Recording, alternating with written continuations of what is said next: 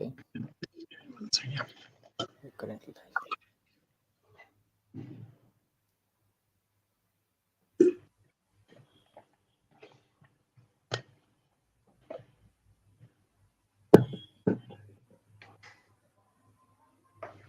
Hmm. Yes, so I think we are live, and yes, we can begin. Hello, guys. I am Rajiv from GMATWhiz. I'm going to be your host today for the live session today that we are going to conduct with Shreyash. And thank you, Shreyash, for joining us. So, guys, stay tuned till the very end of this session because today we are going to answer some of the burning questions that people have had because of the round two deadlines coming up. Everybody is rushing in to get the scores that they want. And today we have Shreyash on board who has managed to score a 740. And this he got from a 120 point jump in just about 60 days while working full time. So I think that's a great feat that Shreyash has achieved. A lot of congratulations, Shreyash, for achieving that feat. And thank you for joining us. So how do you feel about getting such a great score? Yeah, it feels great actually. To begin with, actually, it was very nervous. I was very nervous actually if I will actually get my target score or not. Uh, but through a long drawn process, I think it feels good that finally I was able to get to the score that I wanted. So yeah, definitely it feels great, and I completely understand how daunting this whole process is. So I wish the best for other friends and viewers as well, who are planning to give their GMAT soon. Great, great stuff, Shreyash. So, well, tell us about tell us more about yourself. What do you do? Because we have had several chats before as well, personally. So you have told me that your job is kind of very hectic. So, how did you Mhm. manage it? We'll come up to that part as well on the later part. But let's see what do you actually. Yes. Yeah. So a little bit about myself. I'm working at a startup in the product management team. Typically, my workload is also quite heavy. These in the last 1 year or so, it's been very hectic for me, and because of that, there's a limited amount of time that uh, I've had to, I've got to actually spend on preparing for the GMAT exam. I would generally, try to squeeze in a few hours in the morning before work started, or maybe a few hours after work to get in that study or get in that preparation. But yeah, so all in all, it was a daunting process itself, uh, with the managing the workload as well as the preparation parallelly. Great, great. So, while you were working full time, what all the things you would suggest, that you face as a constraint in your first time when you were preparing? Why was it? Because you certainly had that capability inside you, and you scored a whopping 760, right? So, what was it that restricted you in the very first attempt? Right, right. So I think, one learning for me, looking back, I think one learning for me is that, given that this is a standardized test, uh, you just need to find the right process and, the right approach to solving questions and, approaching this test. This includes right strategy, right methods of preparing for it, and right ways of, managing your time on the day of the exam. That's all it takes to actually, get through with a good score. Because, you know, I feel that the differentiator between, let's say a 700 score, or let's say a 760 score, or even a higher score, the differentiator is not as much intellect as much as it is the strategy and the approach with which you prepare, that creates the difference between people. So I think, all in all, what I've realized is that a good score is definitely achievable, provided you have the right inputs. And it's not something that uh, one could think that there's only a certain level of intelligence or certain level of uh, inherent skill is required to get a certain kind of score. Through my experience, I've realized that's actually not true. Okay. So then, what was your actual course of action in the first attempt? Yeah. How did So in my you first, study? sure, sure. Yeah. So in my first attempt, I used most of the, on the verbal side, I've used more of the I use the more popular books like Manhattan, etc., Mm-hmm. to Mm-hmm. study the verbal, to study the content. Uh, but one mistake that I made in the initial preparation was that I was very very mechanical in my approach of studying, and the bias was around actually understanding the various rules and understanding which rule to apply in which context. That was the with respect to verbal, at least that was the main focus for me when I was doing my own preparation at the beginning. It was not as much it uh, the approach of solving these questions was very much mechanical, right? When I'm reading, when I used to you read the question, I would try to figure out, okay, which kind of rule is going to apply in for each of the options, and which rule is being violated within each of these four options, and then which and basic because basis that I'll eliminate basically one the four options and come up with the right one. Over time, I realized, there's a more logical way of approaching this as well, rather than doing a very mechanical approach of identifying which rule, or but rather than also, then one more mistake that people make is you generally try to find out the answer by their sense of hearing, right? Uh, because of their day-to-day usage of English and what seems right for them while reading the question or the answer, right? So I think those are the few traps that I fell into. And on the quant side as well, I think for me, I coming from an engineering background, I thought that quant is something that would be relatively easy for me. But after my first attempt, I realized that I actually underestimated the preparation that's required for quant as well. I was under the impression that you know I would be able to solve all the questions. I know all the concepts, etc. as well. But one thing that at least I underestimated was that there's a certain time limit as well that you need to that is there with respect to solving these questions. So you need to be very prudent in terms of how much time you're spending on each question, when to abandon a certain question when you realize that you don't know the answer or you don't know the concept of behind it. At what point in time do you need to take educated guesses and just move on and be careful with your time. So those are few strategies that I underestimated and did not you know uh, polish as much in my first attempt. That Okay, so was yeah, so majority of your preparation in the first course was based on self study, following certain books which are well known, and then practicing those concepts. So if you were to generalize from and draw conclusions from your past learnings, that Mhm. this is what would you recommend people? Why is a self study or course of action not a most prudent one? Right. So I think with respect to self study, I think there are a lot of people who are Mm-hmm. actually able to crack the exam and get a decent score with self study itself.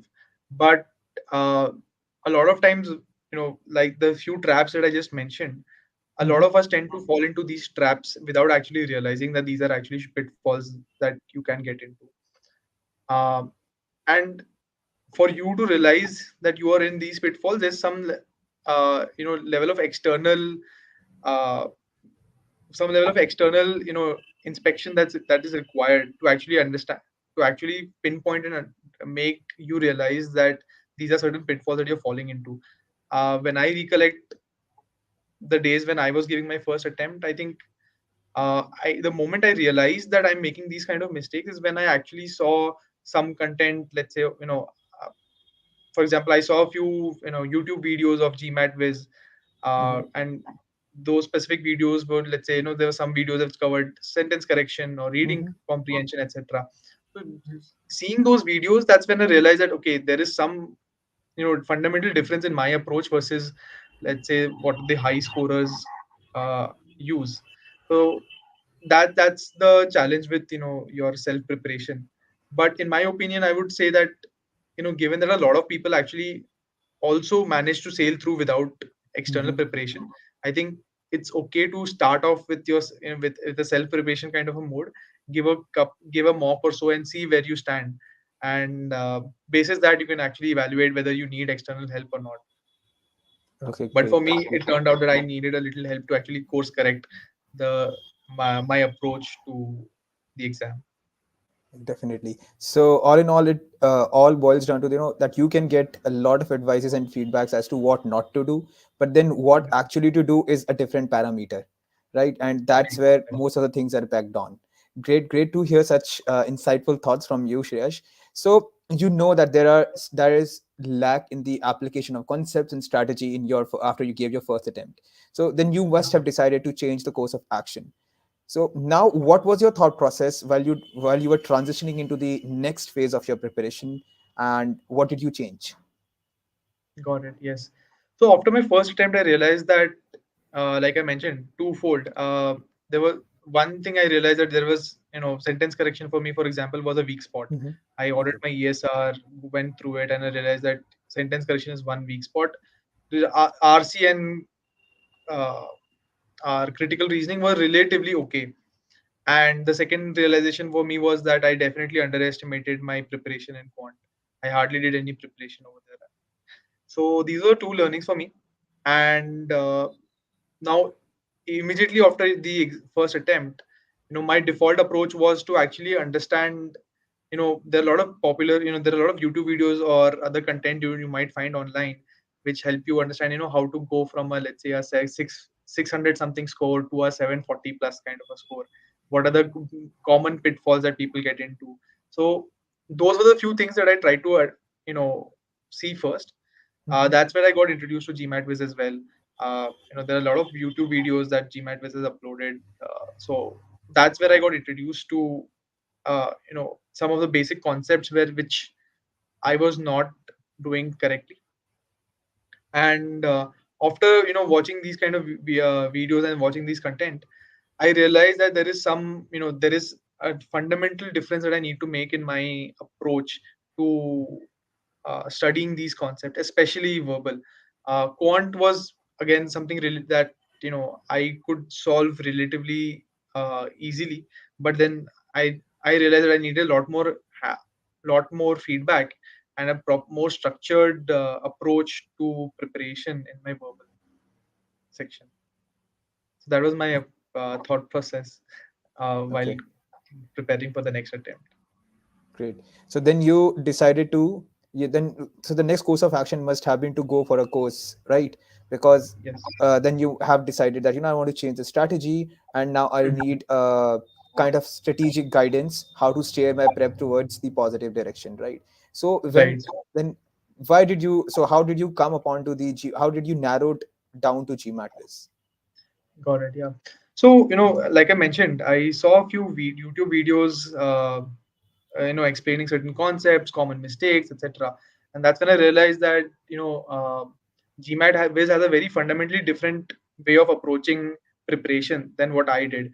Like I mentioned, my approach was more mechanical, trying to understand and remember the various rules that apply in different contexts. Uh, After learning about the uh, GMATWhiz's approach to solving these questions, I realized that there's a more logical way of approaching these problems as well, where you don't need to remember so many rules. Is that if you understand the logic, if you understand these concepts, you as a candidate would be able to deduce the right answer very naturally. It's as easy as actually basically solving an algebra problem, where intuitively that what steps you need to follow to actually arrive at uh, the answer. So that's what actually helped me narrow down on GMATWhiz. Uh, and after watching these few concept videos, I realized, and I also took a also took a consultation with one of the mentors on GMATWhiz, and through that, I got acquainted with the platform as well. I understood more about again the few mistakes that I was making, and that's when I realized that I think it's worthwhile that I sign up onto this platform, because uh, the GMATWiz not only has a very structured coursework, but also they have the platform allows the platform gives you access to a lot of question banks, helps you analyze those questions based on your responses, understand what mistake you've actually made, detailed solutions to each and every question in the question bank.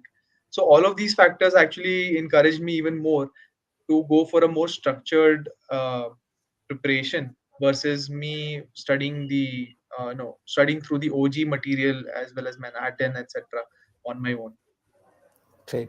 So let's dive in a deep, no, a bit deeper. And so you mentioned one of the key weak areas in your preparation was sentence correction, right? So how were you? How did you able to? What were the key things that you focused on while improving on sentence correction?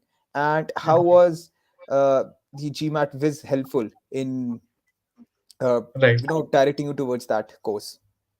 right. So, firstly, I think GMATWhiz has a, like I mentioned, there's a step-by-step course module as well, where you can learn each and every concept through video lessons. I think that was really helpful for me because reading certain material, reading certain material from the book directly versus actually someone explaining these concepts to you through a video lesson and actually uh, solving these questions live, right? Giving you the time to actually attempt this question and then breaking down and basically in a very simple and dumbed down manner, uh, you know, explaining how a certain question is solved in the first few tries, and then giving you the opportunity to actually try this on your own as well. So that I think was something that really helped me in my preparation and understanding uh, of where I was going wrong, and also quickly adopting to the new and improved method of attempting these questions. So I think that's how I really help. That's how that's one way actually how GMATWhiz course helped me in my sentence correction. And to add to that, once I finished let's say a particular course module and got done with the video lessons, etc.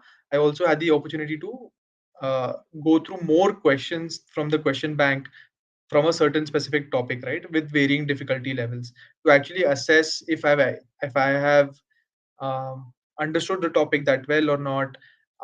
Do I need to revisit certain concepts, or basically understanding across the various concepts that are there in the sentence correction module, understanding which areas are weak, which areas are strong, where do I need to spend more time on, uh, etc. So that helped me a lot actually in being very Great. specific So in terms of my preparation. great. So overall, you structured it in such a fashion that first working on the concepts which are weak at, then improvising on the application part, and then seeing still what are the weak areas left unadhered to, and then you work on those weak areas, and then you strategized all your preparation of sentence correction in such a fashion. So if we dive in deeper, just from the framework perspective, as in, because you said that I had to change the way I solve the question, the manner in which I approach the question, and I think that's a very Mhm. specific point that that we should further delve into. Because so what was that change in the strategy, the change in the Got it. approach of the question that you brought in? Right, right. So, the content, the course content on GMATWiz essentially talks a lot about the meaning-based approach of Hmm. solving questions, at least with respect to sentence correction. So, rather than focusing more on, which rule applies in which context, uh, uh, for what kind of mistakes is generally asked in the GMAT exam, uh, the focus was more on actually understanding and dissecting the sentence into its basic components and understanding the meaning of each and every phrase, right, as the sentence develops. So the meaning based approach actually helped me in breaking the sentence down into logical parts and then connecting logical parts to each other, and essentially forming the entire sentence and understanding whether the entire sentence makes logical sense or not. So in a nutshell, if I have to describe the difference, is going from a very mechanical approach to actually understanding the meaning and logic behind solving these questions. So the questions now became more intuitive rather than me uh, thinking about mugging up a lot of different rules and ensuring that I recollect all of these rules just before the during the exam as well. So that is the fundamental difference that I had to make in my approach. Great, great. So it all the more because most of the people that they believe that just going over to the grammar rules and then solving the SC questions would suffice. But Right. GMAT is actually not testing you on grammar rules. It is testing you on logic and your problem solving skills. And that this is the one logical way to approach these questions. Great. So what would be your opinion on the fact that your hold on SC questions, did it also help you in the further part of your preparation, as in case of solving CR questions or RC questions? And if yes, then what would be the impact in the CR kind of framework? Yeah, understood. Yeah, so one very interesting thing about the GMAT exam is that you know uh, all of the sections, while they might seem at the face value very different from each other, but there are a lot of core skill sets that are required across all of these three sections that are there in the verbal section. For example, if I give you my example, once I was able to polish my sentence correction skills, I had a better grasp of understanding the meaning of each and every sentence. Now, when I would attempt critical reasoning questions, I automatically understood what adding an extra phrase to the end of the sentence actually meant. What is the exact question that you want to ask? Because often GMAT also likes to uh, confuse candidates through convoluted questions and a few complicated options which might seem very similar to each other at face value, but when you read it through and understand the meaning of each and every option, you realize that there is a subtle difference between the two options that are listed there in, let's say, critical reasoning questions or even in RC. So understanding the meaning essentially helps you in for the very difficult questions as well, where you're not, where you might think that two options are very similar, and at the end of the day, without, if your preparation is not very strong, you might take end up making a guess between these two questions. But rather than if in a contrasting scenario where you've understood the meaning behind these two options, you would be able to eliminate one of these two options with much more confidence rather than relying on guesswork. Great. And So, that is, yeah, exactly. You pointed out the very right thing, because these two options, the two close choices thing that we always come to hear from a lot of aspirants is there are no two close choices. It's just the nuances that you need to be aware of, because we all know there's only one option correct. But then why is it the case that we are able to eliminate three but left with two? Right? It's only because of those nuance differences, and which you very well pointed out that you need to be aware of those subtleties in the two options.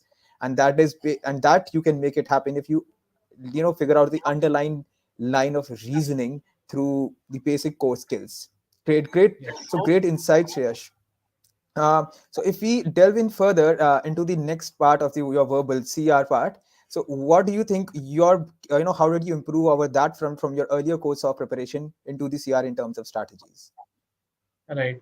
So in terms of CR, I think when I was approaching it the first time, I had a decent grasp of the CR section. There was a what I realized while solving a lot of questions, I realized that there were certain concepts or certain type of questions that I tend to have a lower accuracy on, especially the type of questions which have, for me specifically, those type of questions were the bold face kind of questions, where there are certain, there are two parts of the CR prompt which are in bold, and you're expected to basically understand what are the meaning and where do how do these two bold pieces actually impact the overall meaning, and overall, how are they related to each other essentially, right? So those were that was one type of question that I found really difficult, and I would often make a lot of mistakes in that. Through the through this coursework, through solving all of these questions and understanding my strengths and weaknesses across the various type of questions that are there in critical reasoning, I realized that this is one area that I need to pinpoint and solve for, and that just made the difference between getting those few extra hard questions right to boost your score, and ensure that the algorithm keeps feeding you more difficult questions. Questions. So that definitely helped me over there and pushing Great, my great, score to the extra mile. great, great. So what, and you also mentioned about some quant part that you realized over a time that you have to improve the quant part as well, and you took it a bit casually in the earlier attempt, and then you realize, okay, yes, this is also balanced. So what would be Yes. your advice to people on the, how did you improve on the quant part over there? Yeah. So for me, quant part, uh, initially I did not, focus a lot on my quant preparation. I thought that I already know all the concepts behind all of these questions, and given sufficient time, I'm sure I can solve almost all of these questions. That's the thought process that I had going in, coming from an engineering background. But I soon realized that there are, while you're actually solving these questions, there's a time constraint as well. Now, while you might be able to solve tough questions given more leeway of time, but then within, if you need to solve your difficult questions in a 2-minute window, then you need to ensure that the methodologies that you're following while solving these questions are also efficient. Of course, there are, for example, let's say talk about questions related to set theory, for example. Now, uh, if you sit and think about these questions and approach it in a logical manner, I'm sure you'll be able to solve these questions. But there are ways of solving these questions efficiently as well. So this is through the GMATWhiz module coursework, I found these efficient ways of solving certain questions which I was either making some mistakes on, or either my the time I was taking was a bit on the longer side, or more was on the higher side. So that helped. So that was how I did my preparation. And if I had Great. to give a small bit of advice, I think what I would suggest is that shouldn't take your quant or any Quant, section for that any matter section. any lightly. Rather, even if you're super strong in quant, there might still be certain topics or certain type of questions where you can where there might be scope for improvement, and that would help you essentially pushing your score uh, and getting those extra 1 or 2 marks, let's say from a 49 to a 50 or a 50 to 51. So there's definitely scope for improvement. Great, great. So, in a nutshell, your journey has been quite insightful and a learned one. So, you made some mistakes, you analyzed those mistakes, and then you took a decision that you got to improve on it. You went for the course correct of action, you went for GMATWhiz, and then you changed all the strategies, you improvised them, and then now you were in the test taking exam. So, from your experience, what would be the last piece of advice to the aspirants as to what they should consider in their preparation or while taking the exam? Some points, Yeah. to take into consideration. Right.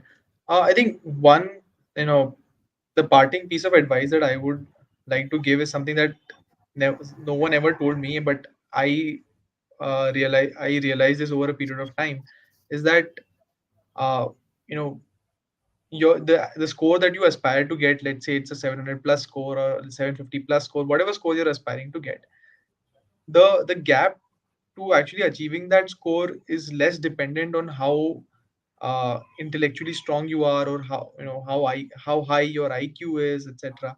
It has more to do with how are you actually preparing for for this exam.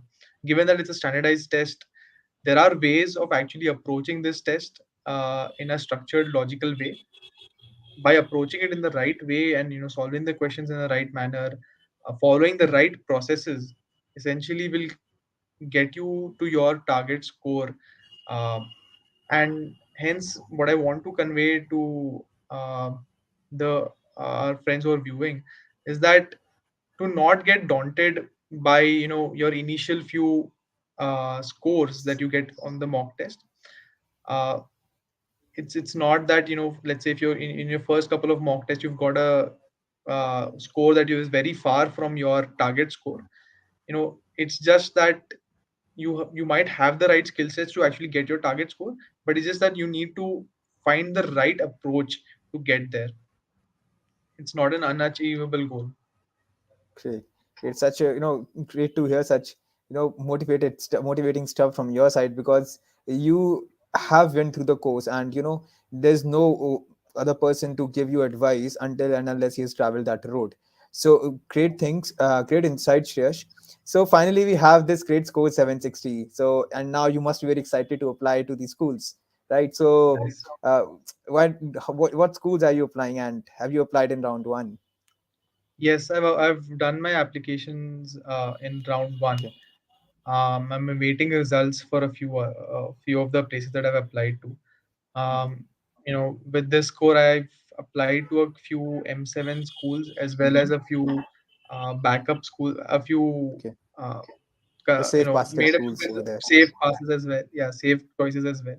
So there's a mix of schools that I've applied to, Hmm. and just a few weeks from now, hopefully I'll You have would, the yeah. results.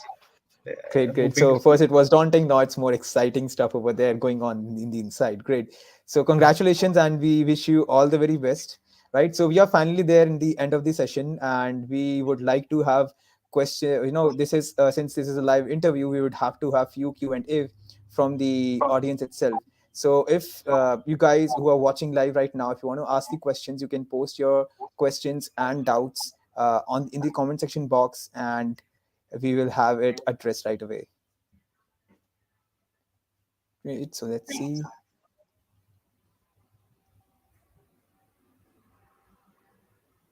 Hmm. So I think the interview has been quite an exhaustive one, and we are seeing limited number of queries. Great. So, guys, this was the live interview with Shreyash, and thank you for joining us. And thank you, Shreyash, and all the best for your future endeavors and the results that Thank are you. that you are awaiting for. And so this if you want to, if people who are watching, if you want to get in touch with one of the GMATWhiz consultants on a free GMAT consultation call, I am going to put up a link in the chat box, and you can also see. So this is the link which over which you can go and book a free GMAT consultation call, and see how we can actually personalize your preparation towards the 700 plus score, or the score that you are targeting at, depending upon your strengths, your weaknesses, and the time that you can devote. So which is a very important factor while you're preparing. Great things. So I think that is it, guys. And thank you everybody for joining us, and thank you, Shreyash, for joining the live Yeah. interview. Great. Thank you Yeah, for okay. having me here.